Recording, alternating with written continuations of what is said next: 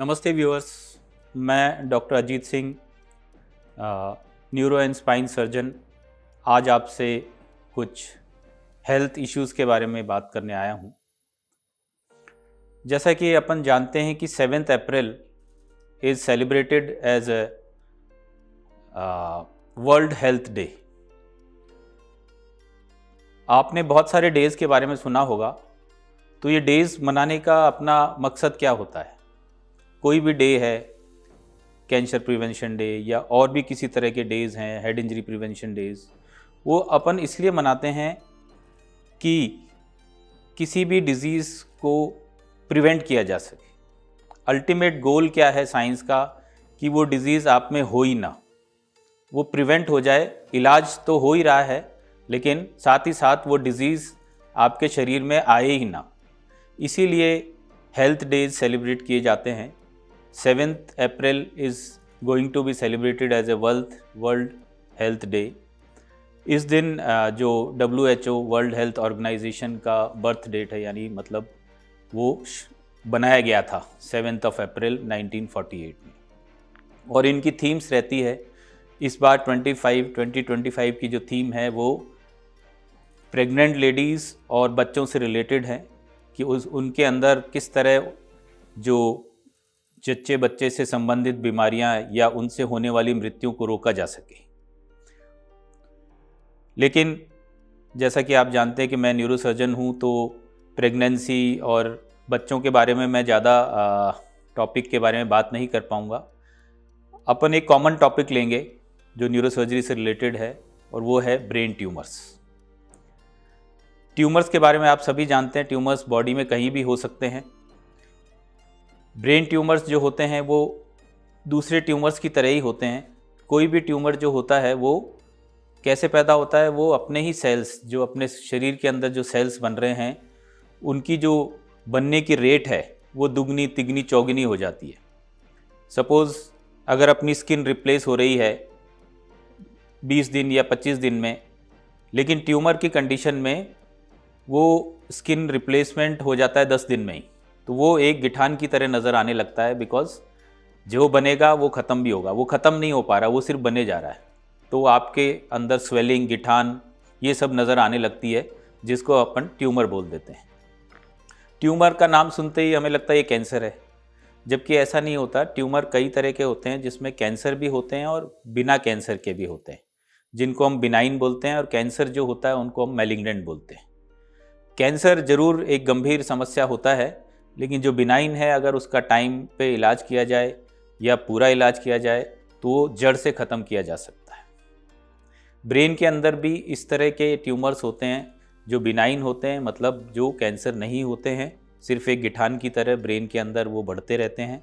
और दूसरे होते हैं जो तेज़ी से फैलते हैं, तेज़ी से बढ़ते हैं, जिनको अपन ब्रेन कैंसर बोल देते हैं। ज़्यादातर केसेस में ये कैंसर्स नहीं होते हैं। तो अगर आपको ब्रेन ट्यूमर डायग्नोस हुआ है या किसी आसपास आपके मिलने वाले को ब्रेन ट्यूमर डायग्नोस हुआ है, तो घबराने की ज़रूरत नहीं है। आपको सिर्फ पहले ये पता लगाना है कि ये कैंसरस है या नॉन कैंसरस है। नॉन कैंसरस है तो सर्जरी द्वारा इजीली उसको क्योर किया जा सकता है, और अगर वो कैंसरस है तो उसके अलावा कीमोथेरेपी, रेडियोथेरेपी की भी मदद ली जा सकती है। हम लोग ये सोचते हैं कैसे पता चले कि ब्रेन ट्यूमर हो गया है या किसको हो सकता है, या इनके कारण क्या हैं, निवारण क्या हैं, उसके बारे में अपन एक 1 बाय 1 बात करेंगे। सबसे पहले ब्रेन ट्यूमर्स के लक्षण क्या हैं, कैसे पता चलेगा कि आपके पड़ोस में या किसी को ब्रेन ट्यूमर हो सकता है। सबसे इम्पॉर्टेंट, सबसे बड़ा कारण, सबसे जो कॉमनली मिलता है वो मिलता है हेडेक। हेडेक मतलब सर दर्द। अब सर दर्द सभी लोगों के होता है, लेकिन अगर वो सर दर्द जैसे आपके पहले हो रहा था या बचपन में हो रहा था या 10-1 साल से हो रहा है, अचानक से वो उसका जो नेचर है बदल जाए, सपोज़ पहले एक ही तरफ था, अब दोनों तरफ हो रहा है या आगे पीछे भी हो रहा है, और वो मेडिसिन से ठीक नहीं हो रहा है या कई दिनों तक बना हुआ है, तो फिर आपको थोड़ा सा सोचने की ज़रूरत है कि क्या मुझ में कोई ब्रेन के अंदर कोई बीमारी तो पैदा नहीं होगी। उसके अलावा अगर ये दर्द सुबह उठते टाइम, सुबह 4 या 5 बजे तेज़ सर दर्द होता है, और उसके साथ में अगर उल्टी वगैरह हो जाती है, तो ये एक स्ट्रॉन्ग कारण हो सकता है कि आपके अंदर ब्रेन ट्यूमर पैदा हो रहा हो, लेकिन ये होता है 1-2% केसेस में ही। ऐसा नहीं है कि किसी को भी सर दर्द और उल्टी हो रही है तो उसके चांसेस हैं कि इसको ब्रेन ट्यूमर होगा ही होगा। इसके अंदर 1% चांस है कि आपको ब्रेन ट्यूमर हो सकता है। उसके अलावा ट्यूमर कौन सी जगह ब्रेन के अंदर है उस पे उसके सिम्टम्स आएंगे। तो जैसे कि अगर ऐसे एरियाज़ है जहाँ से व्यक्ति बोलता है, समझता है, तो उसके अंदर स्पीच के अंदर प्रॉब्लम्स आ जाएगी। आप क्या बोलेंगे वो जवाब कुछ देगा, वो समझ नहीं पाएगा, या कुछ भी बोलेगा या आवाज़ नहीं निकलेगी, या तुतलाने लगेगा, हकलाने लगेगा। ये सिम्टम्स आ सकते हैं अगर वो स्पीच एरिया में इन्वॉल्व हो। अगर हाथ पांव चलने वाले एरियाज़ में इन्वॉल्व है तो आपको एक तरफ लकवा हो सकता है, जो धीरे धीरे होगा। यूजुअली जो नॉर्मल स्ट्रोक होता है वो एकदम से लकवा हो जाता है, लेकिन ट्यूमर के केस में वो धीरे धीरे नसें दबाता है तो वो लकवा धीरे धीरे पैदा होता है। तो ये भी एक लक्षण हो सकता है, लकवा भी ब्रेन ट्यूमर का लक्षण हो सकता है। इसके अलावा अगर किसी की पर्सनैलिटी में चेंजेस है, या वो भूल रहा है, या एग्रेसिव हो रहा है, जैसे उसको पता नहीं चल पा रहा है कि मैं कहाँ बैठा हूँ, वो किसी भी तरह की हरकतें कर सकता है, तो उसका जो पर्सनैलिटी चेंज हो जाता है, ये भी एक ब्रेन ट्यूमर का लक्षण हो सकता है। कि अपन सोचते हैं कि ये साइकेट्रिक हो गया है पेशेंट, लेकिन उसके पीछे हो सकता है कि वो ब्रेन ट्यूमर है जो आपके जो आगे वाले फ्रंटल लोब बोलते हैं, जो आपको सोशल स्किल्स देता है कि किससे कैसे बात करनी है, तमीज़ से बात करनी है, कहाँ पे आपको यूरिन करने जाना है, ये सारी चीज़ें फ्रंटल लोब में होती है। तो अगर वहाँ पे कोई ट्यूमर पैदा हो रहा है तो आपकी जो सोशल सिविक सेंस है वो ख़राब होने लगती है, और लोग आपको मतलब ऐसा सोचते हैं कि आपको हो सकता है कोई साइकेट्रिक बीमारी हो गई है। उसके अलावा कई सारे हार्मोन्स अपने ब्रेन से निकलते हैं जो बोलते हैं पीयूष ग्रंथि या पिट्यूटरी ग्लैंड। अगर वहाँ ट्यूमर होता है तो उससे जो हार्मोन निकलते हैं उनसे होने वाले चेंजेस से पता चलता है कि हार्मोन का लेवल बढ़ गया है या कम हो गया है। कुछ ऐसे हार्मोन्स होते हैं जिससे कि मतलब दूध बनता है, तो उसमें अगर वो बढ़ जाते हैं हार्मोन्स तो मेल्स में भी, आदमियों के भी दूध बनने लगता है। तो ऐसे केसेस में हम हार्मोन टेस्ट कराते हैं, और अगर हार्मोनल ट्यूमर होता है तो ये एक अच्छी चीज़ होती है कि इसको अपन दवाई से उस हार्मोन को अगर अपन कंट्रोल कर लें तो ट्यूमर भी धीरे धीरे रिग्रेस हो जाता है। तो ये एक ऐसा ट्यूमर होता है जो दवाई से भी ट्रीट किया जा सकता है बिना सर्जरी के। उसके अलावा कई केसेस में जो अपन बोलते हैं मिर्गी, ताने, झटके, ये आ सकते हैं।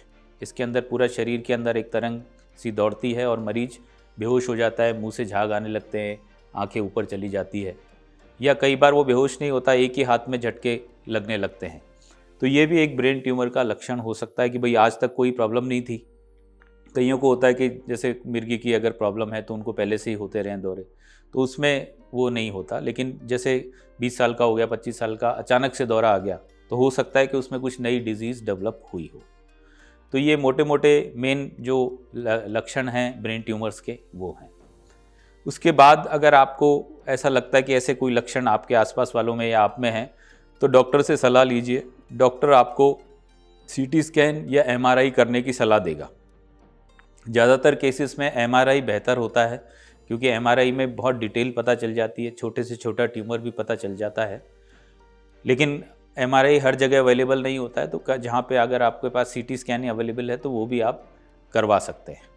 लेकिन अपनी मर्जी से सीटी स्कैन या एमआरआई नहीं कराएं, क्योंकि वो आपका एक तो पैसे का नुकसान देगा और अननेसेसरी आपको रिक्वायर्ड नहीं थी, आप सीटी स्कैन का रेडिएशन लेते हैं। तो हमेशा डॉक्टर की सलाह के हिसाब से ही आप जांचें करवाएं। तो अगर आपको किसी को आसपास वाले को सीटी स्कैन या एमआरआई से ट्यूमर का डायग्नोसिस हुआ है, फिर घबराहट का फेज शुरू होता है कि अब क्या करें, कहाँ जाएं, किससे मिलें। ऑन्कोलॉजिस्ट जो होते हैं, कैंसर के जो विशेषज्ञ होते हैं, वो बेसिकली ब्रेन ट्यूमर से ज़्यादा डील नहीं करते। ब्रेन ट्यूमर्स के लिए न्यूरोसर्जन्स, न्यूरोफिजिशियंस ही हैं। ऑन्कोलॉजी एक अलग है, वो बाकी एरियाज़ को डील करती है। तो अगर ब्रेन ट्यूमर या ब्रेन संबंधी लक्षण है तो न्यूरोलॉजिस्ट या न्यूरोसर्जन के पास जाएंगे। ज़्यादातर केसेस में बिनाइन, जैसे मैंने बोला कि नॉन कैंसरस होता है, तो उसके अंदर सर्जरी सबसे अच्छा उपाय होता है, और ज़्यादातर लोग सर्जरी से घबराते हैं। हमें घबराना चाहिए बीमारी से, न कि उसके निदान से। निदान हो रहा है सर्जरी के द्वारा, बीमारी आपके अंदर है। अगर आप उसका निदान नहीं करेंगे, डरते रहेंगे, तो वो धीरे धीरे धीरे छोटा ट्यूमर बड़ा हो जाता है और वैसे ही ऑपरेशन बड़ा करना पड़ता है।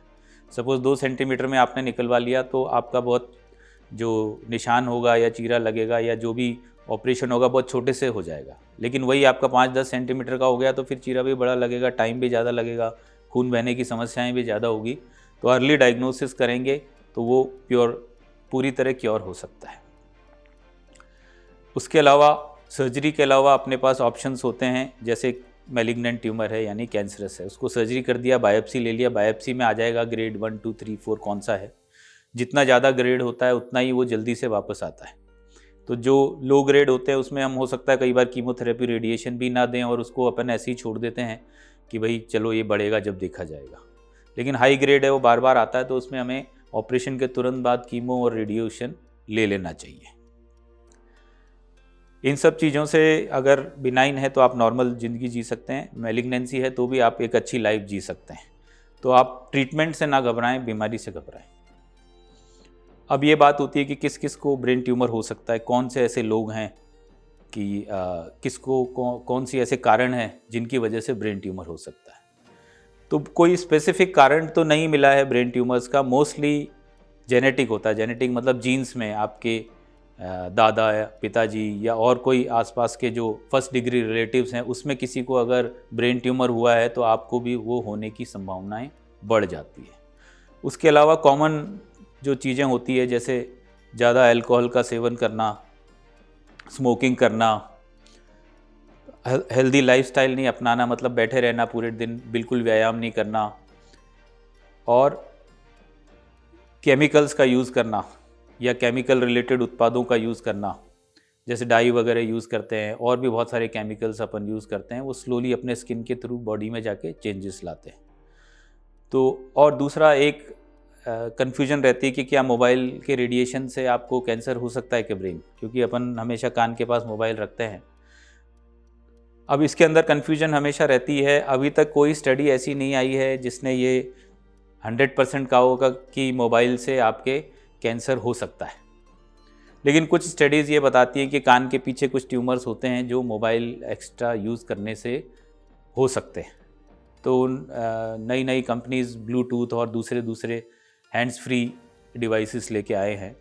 लेकिन वो बिकॉज ऑफ, क्योंकि बहुत सारी स्टडीज़ होती हैं, बायस होती हैं, आज अपन नहीं पता लगा सकते, बहुत सारा मार्केट प्रेशर्स भी होता है। क्योंकि अगर सब कहते हैं कि मोबाइल से अगर पता चले कि भाई कैंसर होता है या कोई ट्यूमर होता है तो मतलब एक प्रॉब्लम पैदा हो जाएगी कि लोग क्या यूज़ करेंगे। तो सब कुछ होता है, स्लोली होता है, बट मेरे हिसाब से जितना हो सके मोबाइल कम से कम यूज़ करना चाहिए।